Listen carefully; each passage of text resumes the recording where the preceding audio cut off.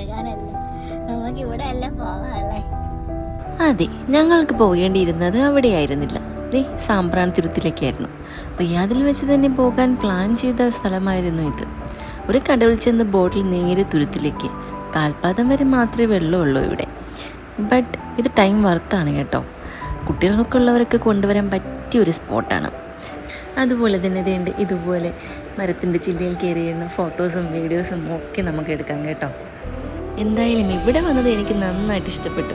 എൻ്റെ കുട്ടികളുമായിട്ട് നന്നായി എൻജോയ് ചെയ്തു ഞാൻ ഇവിടെ. പിന്നെ ഇവിടെ നിന്ന് വള്ളത്തിൽ വേണമെങ്കിൽ യാത്ര ചെയ്യാം കേട്ടോ.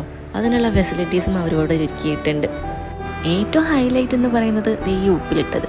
എനിക്ക് എൻ്റെ ഏച്ചിനും ഒരുപോലെ ഫേവറേറ്റാണ് ഈ ഐറ്റം. അതും കഴിച്ചുകൊണ്ട് ഞങ്ങൾ രണ്ടുപേരും അവിടെ എല്ലാം അങ്ങ് നടന്നു. അപ്പോഴേക്കും ഞങ്ങൾ ബോട്ട് വരാനുള്ള സമയമായി കേട്ടോ. അപ്പോൾ അത്രയേ ഉള്ളൂ ഇന്നത്തെ വിശേഷം. ബൈ.